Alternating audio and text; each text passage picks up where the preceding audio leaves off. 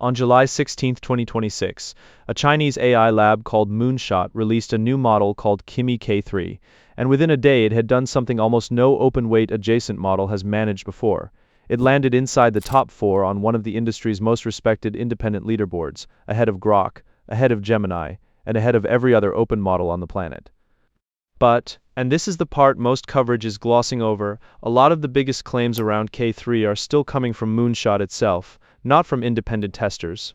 So today we're going to separate what's actually been verified from what's still a promise, and answer the 3 questions everyone actually cares about. How smart is it? How cheap is it? And can you run the thing yourself?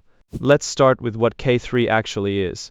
It's a mixture of experts model with 2.8 trillion total parameters, which is enormous, but only 16 of its 896 experts activate for any given token, so it's far cheaper to run than its raw size suggests.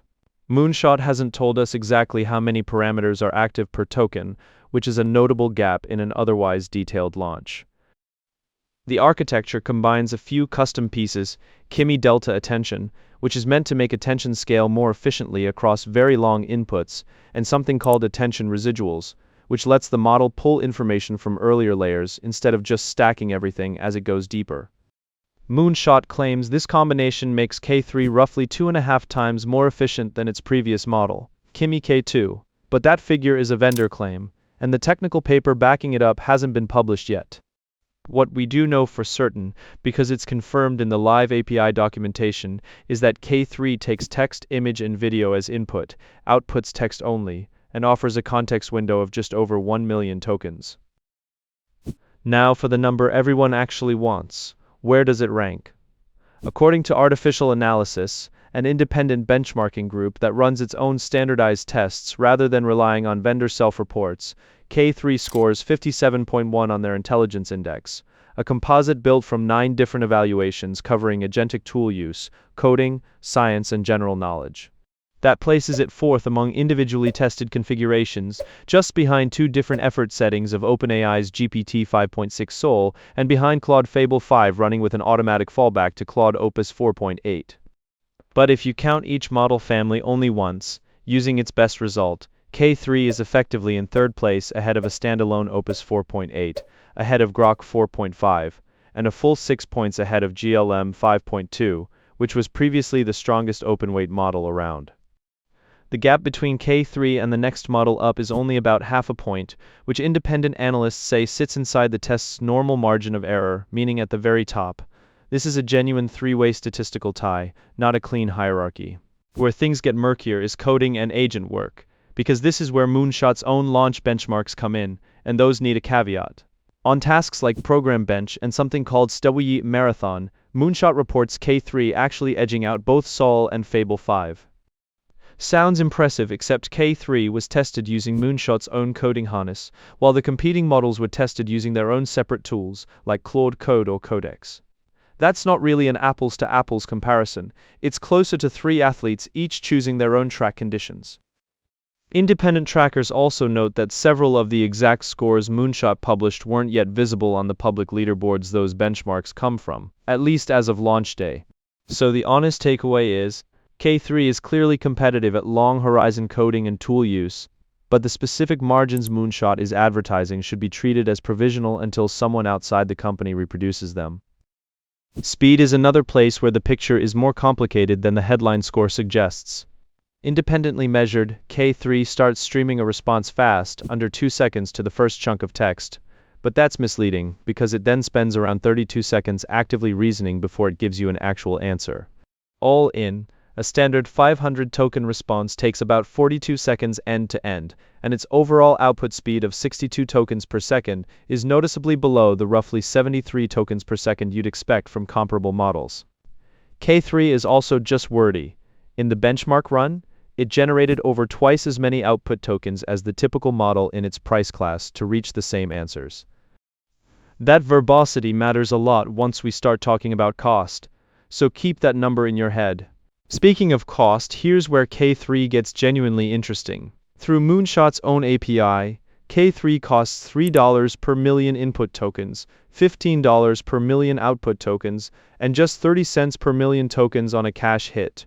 Compare that to OpenAI's GPT-5.6 family, which ships in 3 tiers. Sol, the flagship, at $5 in and $30 out. Terra, the mid-tier option at $2.50 and $15, and Luna, the cheap and fast option at $1 and $6, and compare it to Claude Fable 5, which runs $10 in and $50 out. On sticker price alone, K3 undercuts Sol by close to half and undercuts Fable 5 by around 70%, landing it in roughly the same price bracket as OpenAI's mid-tier Terra model, while scoring closer to the flagship tier on the independent benchmark. But remember that verbosity we just talked about, because K3 tends to generate a lot more output tokens to reach an answer. Its real-world bill doesn't scale down as cleanly as the headline price suggests. When artificial analysis ran its full evaluation suite, K3 used nearly twice the output tokens that Sol did, and about 1.5 times what Fable 5 used, and even with that extra usage, K3's total bill still came in slightly below Sol's and dramatically below Fable 5's. So the price advantage is real, but it's a story about efficient pricing beating out inefficient token use, not about the model being frugal with words. Now, the question a lot of you have probably been waiting for: can you actually run Kimi K3 yourself on a serious home rig, something like a high-end multi-GPU workstation? The honest answer is no, not realistically, and there are 2 separate reasons why. First, even though K3 only activates a small fraction of its experts per token, all 2.8 trillion parameters still need to be loaded somewhere to serve the model, and Moonshot's own recommendation for self-hosting is what they call a supernode configuration with 64 or more accelerators. That's not a home setup or even a small business server closet, that's a full data center rack. The kind of infrastructure only cloud providers and large enterprises have access to. Second, and just as important, as of this recording, you technically can't download K3 at all. Moonshot has only promised to release the full model weights by July 27, 2026, and there's still no public license, no model card, and no technical report. So OpenWeight right now describes a promise, not a product. This is squarely an API-only model for the vast majority of people, at least for the time being, and even after the weights land, most users will access it through cloud inference providers rather than local hardware. Before we wrap up, a couple of honest weak points worth knowing. On a separate index that specifically measures how reliable a model's knowledge is rewarding correct answers and penalizing confident wrong ones, K3 actually scores lower than both Grok and Gemini, despite beating them on the overall composite. That suggests K3 may be more prone to stating things confidently that turn out to be wrong. And Moonshot itself, in its own launch materials, warns that K3 can behave unexpectedly proactively when instructions are ambiguous, and that its performance can degrade if you interrupt its full reasoning history mid-conversation, which is Moonshot's own caution, not outside criticism. So, where does that leave us? Kimi K3 is a legitimate near-frontier model, independently verified to sit within a hair of the current best systems in the world, at a fraction of their list price. But it arrives with real asterisks. No downloadable weights yet, several headline benchmark wins that come from mismatched testing conditions, noticeably slower generation, and a habit of being more confidently wrong than its closest rivals. If you're building something today, K3 absolutely deserves a place in your testing pipeline, just don't rip out your existing model yet. And if you're curious about what happens once those weights actually drop, mark your calendar for late July, because that's when we'll find out if open ever becomes real.